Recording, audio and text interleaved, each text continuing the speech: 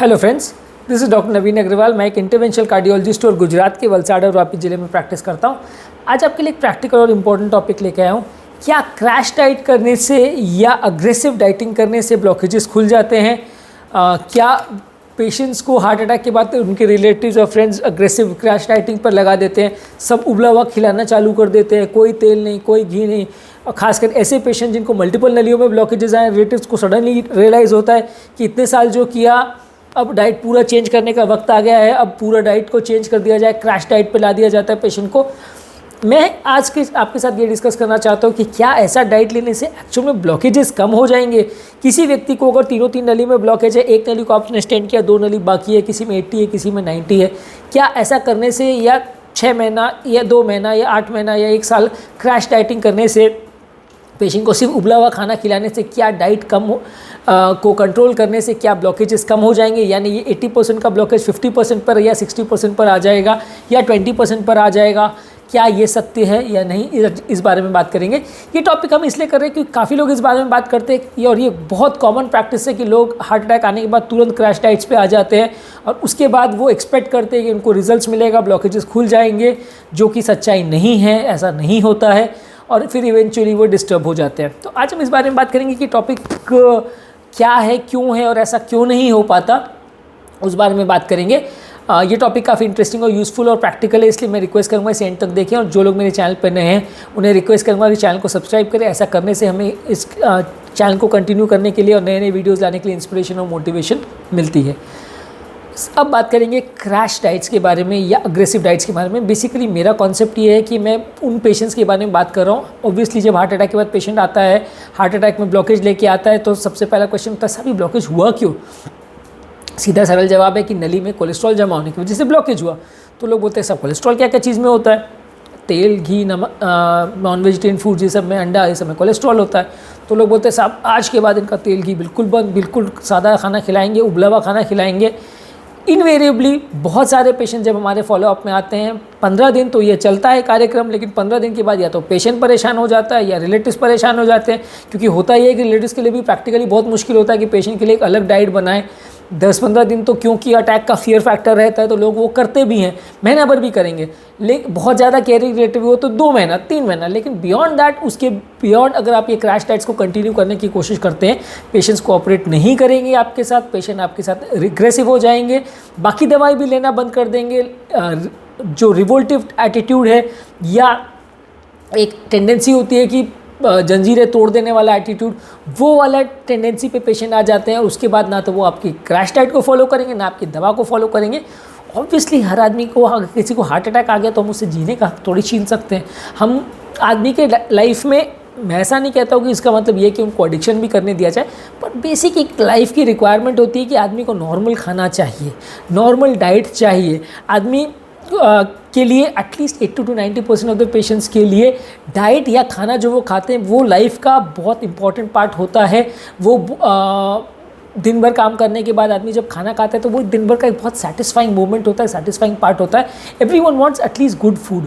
अगर हर रोज़ 1 दिन, 2 दिन, 4 दिन, 10 दिन की बात ठीक है, लेकिन अगर आप डेली पेशेंट को वही उबला खाना खिलाना चालू करेंगे, बॉइल्ड ये, बॉइल्ड वो, बॉइल्ड ये, साग का जूस और वो पिलाना चालू करेंगे, कोई भी उसे फॉलो नहीं कर पाएगा। 10 दिन, 15 दिन, 1 महीने की बात अलग है, उसके बियॉन्ड पेशेंट्स को फॉलो नहीं कर पाते हैं।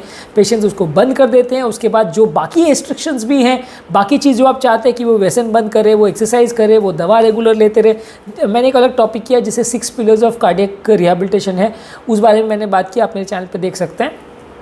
वो बाकी सब पिलर्स पर लोग फोकस नहीं करते हैं। रिलेटिव्स खाली डाइट पर अग्रेसिव हो जाते हैं, पेशेंट के लिए दवाएं लो और डाइट फॉलो करो, बाकी सब वो मान लेते हैं कि चल जाएगा। बाकी सब अगर हम एग्रेसिवली फॉलो नहीं करते हैं और सिर्फ डाइट पर फोकस करते हैं और बहुत ज़्यादा क्रैश डाइट करते हैं तो इवेंचुअली होता ही है कि पेशेंट उसे फॉलो नहीं कर पाता, थोड़े टाइम के बाद बंद कर देता है और इवेंचुअली वो होता वही है कि या तो वो दवाई भी बंद कर देगा और थोड़े पीरियड ऑफ टाइम में वो जो 80-90 वाले ब्लॉकेजेस थे वो बढ़ने चालू हो जाते हैं। इसलिए ये कहना इजी है, ये कहना समझाना इजी है, बोलने के लिए बातें आसान है कि आपको बिल्कुल उबला हुआ खाना खाना है, तेल घी नमक सब बंद कर दो, नॉन वेज बंद कर दो, सब कर दो, लेकिन over a period of time इसको फॉलो कर पाना और उतने ही अग्रेशन और उतने ही स्ट्रेंथ के साथ फॉलो कर पाना बहुत ज़्यादा मुश्किल होता है। इसीलिए हम इन्हें क्रैश डाइट्स को बहुत लॉन्ग टाइम तक रिकमेंड नहीं करते हैं, क्योंकि फॉलो ही नहीं होते हैं। आप पेशेंट को समझा के करोगे क्या? मेरा टिपिकल कॉन्सेप्ट ये है कि मैं पेशेंट को बोलता हूँ कि आप जो खाते हो वो खाओ। Obviously oily food, junk food जो आप लेते हो वो बिल्कुल कम कर दीजिए, लेकिन जो रेगुलर खाना खाते हो दाल साग सब्जी रोटी, उसको ही कम ऑयल और कम नमक डाल के, कम तेल घी डाल के उसमें पकाइए। नॉन वेजिटेरियन फूड जो लोग लेते हैं वो सिलेक्ट करिए कि फिशेज़ और ऐसी चीज़ें ज़्यादा ले सकते हैं। नॉन वेजिटेरियन फूड की ग्रेवी ले सकते हैं, अंडे का सफ़ेद भाग ले सकते हैं, मटन चिकन कम रखिए, उसके पीसेस भी अगर लेते हैं तो महीने में एक आध बार लीजिए। थोड़ा सा आप पेशेंट को मार्जिन दोगे, थोड़ा बहुत पेशेंट को आप अगर थोड़ा बहुत अपने पसंद का भी खाने दोगे तो काफ़ी चांसेस है कि वो उसे लंबे समय तक फॉलो करेगा। अगर आप बहुत ज़्यादा स्ट्रिक्ट डाइट अगर पेशेंट को फॉलो करने को कहोगे तो बहुत चांसेस है कि पेशेंट उसमें डिफ़ॉल्ट करेगा और over a period of time ना आपको कि वो डाइट रिस्ट्रिक्शंस मानेगा, ना आपकी लाइफस्टाइल मॉडिफिकेशन को मानेगा और इवेंचुअली सब कुछ बंद हो जाता है। जितना ज़्यादा टाइम तक इसको फॉलो कर पाएंगे उतना अच्छा। अब कॉन्सेप्ट ये है जिसके बारे में हम बात करना चाह रहे थे कि क्या क्रैश डाइट करने से ब्लॉकेज कम होते हैं। एक्चुअल रियलिटी ये कि नहीं होते हैं, बिल्कुल नहीं होते हैं। मैं अपने हर वीडियो में और इनफैक्ट बहुत सारे टॉपिक्स पर मैं ये बोल चुका हूँ कि एक बार अगर किसी को नली में ब्लॉकेज आ गया, फिर चाहे आप डाइट करो, चाहे एक्सरसाइज करो, चाहे आप दवा खाओ, कुछ भी कर लो, चाहे एलोपैथी करो, होम्योपैथी करो, नेचुरल बाईपास करो, ईसीपी करो, कुछ भी करो, 10-20% रिडक्शन भी नहीं होगा। आप करके देख लीजिए, आप आपके पेशेंट को फॉलोअप करके देख लीजिए। पिछले 10-12 साल से जब से मैं कार्डियोलॉजी प्रैक्टिस कर रहा हूँ, मैं क्या बहुत सारे लोग का एक्सपीरियंस आपको बता रहा हूँ। जब भी हम हमारे पास तो एविडेंस होता है क्योंकि वही पेशेंट का पुरानी सीडी हमारे पास होती है, हम कंपेयर करते हैं कि साल भर बाद 2 साल के बाद दोबारा चेक एंजियो किया, रिलेटिव्स बोलते हैं कि साहब इनका डाइट बहुत रेस्ट्रिक्टेड है, इनका दवा रेगुलर ले रहे हैं, सब परहेज कर रहे हैं, डेली एक्सरसाइज को भी जाते हैं, लेकिन ब्लॉकेज 10% भी कम नहीं होता है। इनफैक्ट पहले का 70-80 जो होता है वो नया ब्लॉकेज ही वहाँ पे मिलता है, 70 के 80 बदले 90 मिलेगा, सभी 70 का 60 नहीं मिलेगा या कभी 90 का 40 हो जाएगा, पॉसिबल ही नहीं है। आज तक मैंने किसी केस में, एक केस में भी नहीं देखा। लोगों को बहुत थेरेपीज़ करा के मैंने आते हुए देखा है, लोग लाखों रुपए बर्बाद करके किलेशन थेरेपी और ये सब बकवास कर करके आते हैं, इवेंचुअली आपको मिलेगा कुछ भी नहीं। डिटॉक्स थेरेपी और ये सब करने के बाद 10% भी ब्लॉकेज कम नहीं होगा। मैंने आज तक एक केस में भी नहीं देखा, ना ही किसी और को। हमारे कार्डियोलॉजी के कई ग्रुप्स और फोरम्स होते हैं जिसमें पूरे देश भर के कार्डियोलॉजिस्ट इन्वॉल्व हैं। मैंने आज तक किसी को भी रिपोर्ट करते नहीं देखा कि मैंने किसी पेशेंट का 4 साल पहले एंजियोग्राफी किया था, उसमें 80% या 90% ब्लॉकेज था, आज उस पेशेंट का 40% ब्लॉकेज मिला। आज तक किसी को भी ऐसा रिपोर्ट करते नहीं देखा। एक्चुअल रियलिटी कि ऐसा नहीं होता है, हो ही नहीं सकता। एक बार अगर नली में कोलेस्ट्रॉल डिपोजिशन हो जाए तो वो कम नहीं हो सकता, दैट इज़ द फैक्ट, और इसको आपको मानना ज़रूरी है। कई लोग फालतू के क्लेम्स करते हैं, ये करते हैं, I don't agree to them.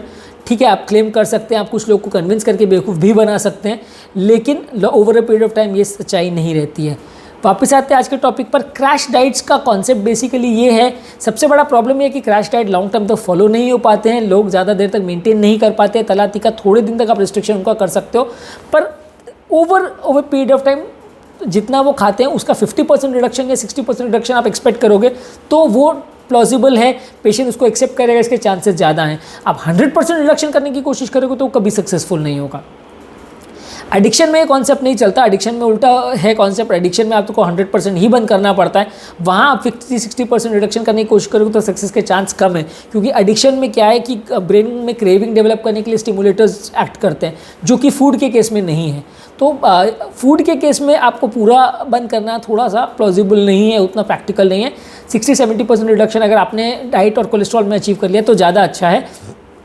Aggressive dieting करने से या अग्रेसिव कोलेस्ट्रॉल रिडक्शन करने से नया ब्लॉकेज बनने का चांस कुछ हद तक कम होगा, वो भी ज़ीरो नहीं होगा। आप कितनी भी दवा ले लो, कितना भी परहेज कर लो, कितनी भी एक्सरसाइज कर लो, कितना भी डाइट रेस्ट्रिक्शन कर लो, नए ब्लॉकेज बनने का चांस ज़ीरो नहीं कर सकते। हाँ, आप ये मान सकते हो, उसका कैलकुलेशन ऐसा होता है कि अगर आप परहेज करोगे या ध्यान रखोगे तो ब्लॉकेज बढ़ने का चांस अगर बिना परहेज के 70% तो परहेज के साथ 50 या 40%, यानी कुछ रिडक्शन आपको मिलेगा, पर उसमें किसको रिडक्शन मिलेगा किसको नहीं मिलेगा वो नहीं कह सकते। ब्लॉकेज बढ़ना कुछ हद तक कम हो सकता है, वो भी 100% सक्सेसफुल नहीं होता है।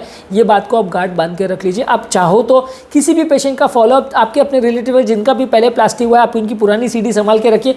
5 साल बाद 10 साल बाद आप चेक एंजियो करा के देख लीजिए, कितना भी डाइटिंग करा लीजिए, कितना भी परहेज करा लीजिए, कुछ भी करा लीजिए, अगर वो आपको कम मिल जाए तो आप मुझे वो सीडी फॉरवर्ड कर देना, आई गारंटी यू नहीं होगा।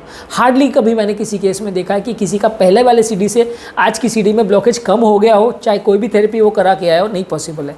एंजियोप्लास्टी ऑब्वियसली, बाईपास एंजियोप्लास्टी ये एकमात्र चीज़ है जो मैं हर बार कहता हूँ कि वे एकमात्र चीज़ है जिसमें क्लियरली एविडेंट है कि आपका ब्लॉकेज खुल जाएगा। बाईपास सर्जरी का ऑब्वियसली दूसरा प्रिंसिपल होता है, बाईपास ग्राफ्ट उसको कर दिया जाता है, यानी ब्लॉकेज तो नहीं खुलेगा लेकिन साइड से एक एक्स्ट्रा चैनल क्रिएट कर दिया जाता है। तो ये अलग थेरेपीज़ है, इसमें सक्सेस रेशियो ऑलमोस्ट गारंटीड है, 5% फेलियर रेट्स है। लेकिन मेडिसिनल थेरेपी या डाइट थेरेपी में कुछ सक्सेस नहीं मिलेगा। इससे प्रॉब्लम ये होगी कि क्रैश डाइट करने के बाद एक तो पेशेंट डिप्रेशन में चला जाता है, कोई भी चीज़ फॉलो नहीं करता है, जो एक्चुअल में फ़ायदा करने वाली मेडिसिन है और जो एक्चुअल में फ़ायदा करने वाली एक्सरसाइज है उनको भी बंद कर देता है, व्यसन चालू कर देता है। और इवेंचुअली होता ये है कि आपको कुछ भी समझाना पेशेंट को इम्पॉसिबल हो जाता है, कि पेशेंट बिल्कुल रिवोल्ट के टेंडेंसी में आ जाता है कि साहब अब तो कुछ नहीं मानूंगा, जो करना है कर लो, मैं डॉक्टर के पास ही नहीं जाऊँगा। डॉक्टर बार बार समझाएगा तो पेशेंट डॉक्टर के पास ही जाना बंद कर देता है। मेरे कई पेशेंट्स हैं जिनको अगर हम अग्रेसिवली समझाने की कोशिश करते हैं, मैंने देखा है कि वी लूज़ देम, वो 2-2, 3-3 साल तक आपके पास दर्शन नहीं देंगे अगर आप उनको बहुत अग्रेसिवली डाइट रेस्ट्रिक्शन या सारा चीज़ें रेस्ट्रिक्ट करने की कोशिश करोगे। आपको थोड़ा लीनियंट उनके साथ होना पड़ता है। दूसरा प्रॉब्लम, एक तो ये सारे पेशेंट्स में क्रैश डाइट ज़्यादा दिन फॉलो नहीं होता, तो ये बड़ा प्रॉब्लम है। दूसरा प्रॉब्लम ये है कि ये सारी चीज़ें आपकी बॉडी में न्यूट्रिशनल डेफिशिएंसी क्रिएट कर देती है। आप रोज़ उनको बॉइल्ड खाना, एक तरीके का सब्जी और ये सब खिलाओगे तो थोड़े विटामिन मिनरल्स तो मिल जाएंगे, लेकिन बहुत सारी चीज़ों का डेफिशिएंसी हो जाएगा। बहुत सारे तरह के प्रोटीन्स है, बहुत सारे तरह के विटामिन है जो इस तरह के खाने में नहीं होता, क्योंकि ऑब्वियसली इस तरह के बहुत लिमिटेड व्यंजन है जो आप इस तरह के पेशेंट को खिला सकते हो और आपका पेशेंट खा भी ले। आप अगर कुछ भी बना के खिलाओगे, पेशेंट नहीं खाएगा, उठा के फेंक देगा, तो कोई ऑब्वियसली मतलब नहीं है। पर अगर आप कुछ बनाते हो और एक्चुअल में पेशेंट खाता है तो वो एक तरह से मोनोटोनस फूड हो जाता है, मिक्सिंग नहीं होती अलग अलग तरह की फूड्स की। इवेंचुअली होगा ये कि न्यूट्रिशनल डेफिशिएंसी क्रिएट हो जाएंगी, अलग अलग विटामिन की डेफिशिएंसी हो जाएगी। जितना फ़ायदा आप डाइटिंग देके करना चाहते हो वो बिल्कुल नहीं होगा। इफ़ एट ऑल आप डाइटिंग करते भी हो या आप डाइट चेंज करते भी हो, तो जो डाइट का बेनिफिट होगा वो बहुत सालों में होगा। 10 दिन, 15 दिन, 1 महीना की क्रैश डाइट करने से कुछ नहीं होगा। आपको सालों साल उस तरह की डाइट की हैबिट्स को चेंज करना पड़ेगा, आपकी आदतों को चेंज करना पड़ेगा, डाइट के पैटर्न्स को चेंज करना पड़ेगा, तो जाके फ़ायदा होगा। आप 10 दिन के लिए क्रैश डाइट ले लेंगे तो उससे कुछ नहीं होने वाला। ये मैं एक बार नहीं 50 बार आपको बोल चुका हूँ, हर वीडियो में यही बोलता हूँ, कुछ फ़र्क नहीं पड़ेगा। जो लोग इस चीज़ों को फैलाते हैं कि ये जड़ी बूटी ले लीजिए, ये पदार्थ ले लीजिए, ये अर्जुन छाल ले लीजिए, ये डाइट ले लीजिए, ये EDTA ले लीजिए, ये कीलेशन करा लीजिए, नेचुरल थेरेपी करा लीजिए, आपके ब्लॉकेज खुल जाएगा, नहीं खुलेगा। आप चाहो तो चेक एंजियो करा के देख लो। आप मेरी बात पर मत विश्वास करो, मैं तो खुद ही बोलता हूँ। जो लोग मेरे वीडियोस पे कई कमेंट्स करते हैं, कई हार्श कमेंट्स भी करते हैं कि आप तो कोई चीज़ों को मानते नहीं हो, आप तो खाली एंजियोप्लास्टी को प्रमोट करते हो और बाईपास को प्रमोट करते हो क्योंकि इसमें फाइनेंस है। फाइनेंस है, that is an entirely different story, पर साइंटिफिक एविडेंस है उस चीज़ के बेसिस पे। मुझे रिजल्ट चाहिए। आप कुछ भी कराओ, मैं आपको बोलता हूँ कि आप जो भी थेरेपी है आप मुझे रिजल्ट दो। आप मुझे रिजल्ट देके बताइए कि ये मैंने किया, 6 मंथ्स तक किया, 1 साल तक किया और ये ब्लॉकेज खुल गया। इतना ये था सीडी में एंजियोग्राफी की, आज इतना है, यानी 80% था, आज 40% हो गया। मैं तो चैलेंज देने को तैयार हूँ कि आप मुझे रिडक्शन करके बता दीजिए। आप सारे लाइफस्टाइल मॉडिफिकेशन और सब कुछ करके देख लीजिए। आप 80 या 90% ब्लॉकेज को 50% भी करके बता दीजिए, तो आई टेक इट। मैं आपको ओपन चैलेंज करता हूँ कि एक भी पेशेंट आप मुझे ऐसा दिखा दीजिए जिसमें 80-90% से आप 50% करके दिखा दीजिए। हाँ, कुछ एक केस में ऐसा हो सकता है कि पहली बार जब हुआ तो एंजियोग्राफिक जजमेंट गलत रही हो डॉक्टर की कि वो 80% नहीं था, बाद में इसलिए डिफरेंस दिख रहा है। या ऐसा भी कभी कभी हो सकता है कि नलियों में कई बार ब्लड का क्लॉट होता है, लोहे का थक्का होता है, जो कि जिसकी वजह से नली पतली दिखती है, क्योंकि बेसिकली एंजियोग्राफी एक लुमिनोग्राम है। नली में अगर कोई भी चीज़ दीवार पर चिपकी होगी तो वो आपके नली को पतली दिखेगी, चाहे वो क्लॉट हो चाहे वो ब्लॉकेज हो। ब्लॉकेज नहीं जा सकता, क्लॉट अपने आप घुल जाएगा। क्लॉट ज़्यादातर केस में जब खून पतला करने की दवाई लंबे समय तक चलती है, अपने आप घुल जाएगा। तो वो 80% का 50% जो एक आध केस में कभी कभार देखने मिलता भी है सालों में, वो रीज़न यही होता है कि पेशेंट ने जो पहला एंजियो कराया था वो एक्यूट हार्ट अटैक के फेज़ में था, तब नली में ब्लड का क्लॉट था जिसकी वजह से नली पतली दिख रही थी, ब्लॉकेज कम था, क्लॉट का प्रोपोर्शन ज़्यादा था, ज़्यादा सॉफ्ट प्लाक था, इसलिए वो थोड़ा सा डिजोल्व हो गया। अदरवाइज जो हार्ड कोलेस्ट्रॉल का ब्लॉकेज है वो कभी डिजॉल्व नहीं होगा, वो नली में चिपक जाता है इतनी बुरी तरह से कि आप ना तो उसको कोई वैक्यूम एस्पिरेशन करके निकाल सकते, ना कोई डाइट मॉडिफाई करके या कोई दवा या कोई थेरेपी करके उसको हटा सकते। तो इसीलिए अपने पेशेंट को अननेसेसरी क्रैश डाइट्स पर डालने की कोशिश मत कीजिए, कुछ फ़ायदा नहीं होगा उससे। आप उनको जो भी वो खाना खाते हैं उसी में थोड़ा रिडक्शन करने की कोशिश कीजिए। You have to negotiate with them, आपको उनके साथ एक निगोशिएशन करना पड़ेगा कि साहब इतना मैं रिड्यूस कर रहा हूँ, आप इसको लंबे समय तक फॉलो करो। 10 दिन की क्रैश डाइटिंग से कुछ नहीं होगा, आपको उसको सालों साल मेंटेन करेंगे तब जाके फ़ायदा होगा।